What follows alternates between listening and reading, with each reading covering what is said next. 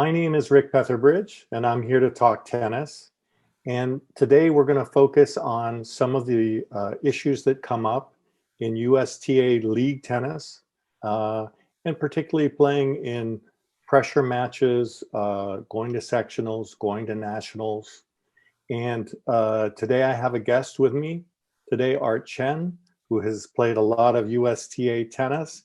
And I'm going to let him introduce himself and just give you a little idea about his background and, playing a lot of league matches. Go ahead, Art. Lifelong tennis player. I love the game. I'm up 60 years old, but I've been playing since I was 15. And live out here in South Pasadena, married. I'm an aerospace worker over at Boeing and Satellite Division in El Segundo. And I play senior tournaments, and I've also play a USTA league. So all the way back from like the mid 80s. So there's a lot of time. And fortunately, I've had a lot of opportunities to go to sectionals and nationals, and hopefully I can share some of my experiences with you guys. But let's give our viewers an idea of how many times you've been to nationals, and if you've won nationals, and if you can remember how many times you've been to sectionals. You've probably been a lot. Wow. I probably don't know how many times, but let me think back. So in I think the first time I've won nationals was in 1990. We were on a men's 4.5, 18 and over team, and we won the national championship at Tucson. I was also on a 9-0 mixed doubles team like 2 years later.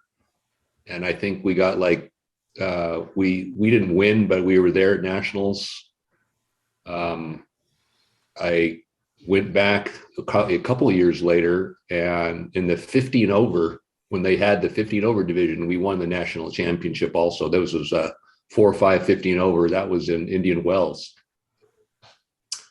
We also, back in the early 2000s, when they had the tri-level, we were also in the desert, and we won the national championship.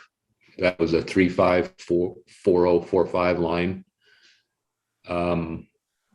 And then I went in the 55 and over 8-0 with Aldo, and we did pretty well. We almost made it, I think, fifth or sixth place. The following year, I went for the 9-0 55 and over, and also got like fourth or fifth place. And then most recently in the tri-level 55 and over, we won the national championship last year.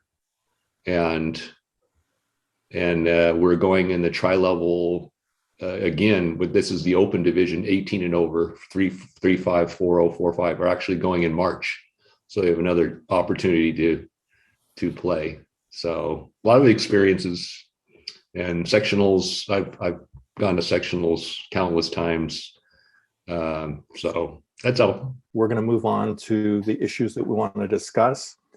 And the first one I want to bring up is what even a professional, right, has experienced that feeling. It's a big match. It's a close match. A bunch of your teammates are watching. Maybe the outcome of whether you win nationals or you win sectionals is on this. And let's talk about handling those moments, right? Because there's a lot going on, right? First of all, there's the mental component, right? How do you deal with the stress? How do you maintain your focus? How do you not get too passive, too aggressive? And there's also the sort of the tennis or the physical component about, what you can do those moments to sort of maximize your success. So I'm going to start off and turn this over to Art and ask you, right? You've been in this situation a lot of times. You're in a big match. It's a sectionals, it's a nationals match. Your opponents are really good. You're feeling the pressure of a really close match with a lot at stake. How do you handle that moment, Art? Great question. I mean, that's what we all strive for as tennis players, is being able to put ourselves in those situations, in those moments. That's what I play for action. Actually, that's probably the first thing I'll say is that what I try to do is I try to embrace that moment. I actually look forward to say, hey, put the pressure on me. I want to be in the big match. I want to be able to come through for our team in those big moments. So the first thing is your attitude. I think having the perception and the mindset that you want to be there. This is the moment that you've been training for. This is the moment that you can make a difference. And if you have that positive mindset that you want to be there, you want to be in that moment, I think that really helps a lot. So that's the first thing that I try to do is seize that moment and be extremely positive. So the next thing I'll say is the level of intensity that you have. You're going to be thinking of a lot of things, and what happens you win, what happens you lose, all the dynamics of everything going around you, and you got to block it all out. If you got too many things in your head, it's just gonna it's gonna really affect your tennis. So being able to, I'll call it, be in the zone, and it's just you and the ball. You can't control what your opponent does, but you can control what you do. And what I like to do is just singularly focus on just a couple things. So the first thing I like to do is just say, when you look at, people tell you to watch the ball, but how many people how intensely you watch the ball and focus on it is quite different. So in those kind of situations, I just laser focus on watching the ball really carefully. The next thing I do is what I'll call grip pressure. That's the that has to do with how tightly you grip your tennis racket. So if I kind of 1 to 10 scale, I'll purposely tell myself, hold it like a 3 or 4. Hold it like a 3 or 4, and just stay relaxed. And then the next thing I think about is, it's all about serve and return to serve. So when I'm out there, I'm not going after big first serves. I'm going after consistent 75% placement depth on my serve. And I know everybody feels anxiety. So the more pressure you can put on just by getting a good consistent serve in, I mean, that's going to pay off dividends. If you're going to miss a lot of first serves and then you get nervous, and then you end up thinking about that second serve and pushing it, that's when you get in a lot of trouble. So the way to stay out of that is spin your first serve in hard and go for high percentage. Don't go for the big serve. Similar to return. You gotta think just a very few things. The guys could be thinking about poaching or doing this or that, and you have to block all that out of your mind and just say, okay, I'm going to go for my target. And what I like to do is I like to think about my point of contact. You really need to extend in your point of contact and your footwork and your grip pressure. Just a couple few things, and you focus on them, and then you just let it go.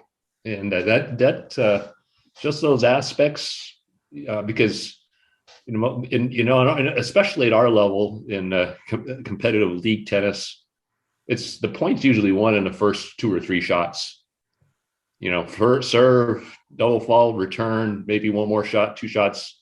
So if you can get that first serve in, you get a first return in, and take the offensive, that's going to make a huge difference. So those are just a couple of my suggestions. Art, anything else that comes to your mind about big moments and big matches? You talked about anxiety. And what I like to encourage is the breathing. And I notice a lot of players, including myself, when it gets really tight, we tend to hold our breath. You don't actually realize what you're doing, but you're actually holding your breath. And that is really bad. So you have to actually tell yourself to exhale as you hit the ball, and you need to consciously do that. And that will help. Really, it helped me a lot. Just exhaling as I hit the shots. Another thing that's a pretty common problem for recreational players, and I see it is the tenseness affects your footwork. So, people suddenly don't get loose on their feet anymore, and they basically are planted there. It's and you actually got to tell yourself, happy feet, stay in your toes, work on that movement. And I like what you said a little bit earlier about, the fact of I mentioned grip pressure, but you got to hit out. This is not the time to start pushing the ball. And you have to tell yourself to trust your stroke, extend your shots, and go for it. Go for what you're most comfortable doing. Now, if everything breaks down, you feel, oh, I can't move my feet. I'm late. I just can't do anything. Then you have to dig deep and figure out a way just to get the ball back in the court. So many times players just beat themselves and just start spraying the ball, and they just can't figure it out. And that happens to me. It happens to all of us. So you have to have a plan B. If something is not working well, you just can't figure it out. You said, okay, I got a lob, I got a moon ball, I got to do something. I got to do something different to be able to prolong the point. I'm saying I'm not going to beat myself. That opponent's got to beat me. So you have to be able to have a plan. If it's not working, you have to be able to adapt to the situation and make adjustments, whatever they may be. So those are some additional thoughts. You're frustrated that you missed, but it was a bad miss because you tried a shot that you shouldn't have tried. And if you would have tried something that was more, easier shot, more defensive, more in your skill set, you would have made that shot, right? And it's just the kind of things that as a partner you can go over and you can kind of settle down your partner and they realize, right? So anything like that, Art, that you do with your partner? And when you're talking about doubles, there's a lot of, you brought up some great points about how to communicate with your partner and giving the feedback. So I'll say a couple things here. First off, you need to understand your partner and what works well for your partner and what doesn't work well. And everybody's different. So it's not a one size fits all formula. Some partners want feedback. You might want to make a suggestion, hey, do this differently or do that. And they actually are open to it. Other players aren't. Other players don't want you to say anything about, a suggestion on how you want to hit the ball or do this or do that. And they may take offense to it. Right. So I like to actually, if I've never played with somebody before, I actually like to start before we play the points. I ask them a few questions. Because, hey, we've never played before. What do you like to do? What are your tendencies? And would you like me to give you feedback, or would you not like feedback? Or so I'll try to level set on what they tell me, because everybody's different. Your partner may have missed an easy shot, and you didn't say a single word, but you may have gotten a shrug in your shoulder or you looked up the wrong way. Your partner picks up on every little subtlety. So one really key advice is if my partner, shrugged his shoulders, oh God, how did he miss that shot? Or I felt any body language that he looked frustrated or she looked frustrated, that would affect me negatively. So you have to be extremely careful, and just be uplifting all the time. Zero negativity in your talk, zero negativity in your body language, and only positive reinforcement. I can't stress that enough. And I see other players when they'll look at their partner and they'll do a cue, and you can see the emotion draining out of their face, and the frustration building. So that is really important to me, is the zero negativity. And like I mentioned earlier, if you got it, the go ahead from your partner that they're actually willing to receive constructive feedback, if there is a positioning mistake, or a technique flaw, or something very obvious that you didn't see them do, and they were open to it, then I think doing that in a constructive way is meaningful, right? Right. So doubles to me is all. I'll give you an example. Doubles to me is all about protecting the middle of the court. So many players, they say, "Oh, I just got to guard my alley," and everybody's guarding their alley, and then the middle is wide open, and 80-90% of the balls, especially the rec level, they go down the middle of the court, and you got to protect the middle of the court. And you got to be able to communicate with your partner and move it like a chain, and be able to do that. Another thing is when you play doubles, and this is a strategy I'm going to be talking about, is you have to look at their tendencies. You have to see what your opponents are good at. And sometimes they'll have a hell of a good return. They'll just be nailing that cross court return at their feet, and it's just like they can do that all day long. So I'm not going to let them do that to me all day. I'm going to go to my partner and say, let's change our formation up. Let's try I formation or the Australian formation. Let's give them a different look. So we test and see, okay, well, he's proved to me he can hit cross court. Let's have him prove to me he can hit down the line. So I like to do a lot of things that try to make my opponent uncomfortable. I have to communicate my partner and figure out what makes them uncomfortable. A lot of times, also, people hug the net too tight, right? So I'll tell a conscious strategy. Hey, did you realize he's right on top of the net? Maybe we should lob and do this. And so we need to talk strategy, and we need to look at the tendencies of the other players and communicate. And so you watch the pro tennis; they actually talk every single point. They may do hand signals for poaching or for where the direction of the first or second serve, and maybe that's too much. But I think it is good to talk almost all the time. I'm actually a proponent of using hand signals because it forces you to get out of your comfort zone. Just playing straight up and not moving it just it just makes your opponent very comfortable. So if you just play straight up, meaning you just don't move, you play very conventional doubles, one up, one back, then the returner basically just doesn't feel any pressure. They just feel like they can hit out. Your whole goal is to make the returner uncomfortable. So movement at the net is a way to do that.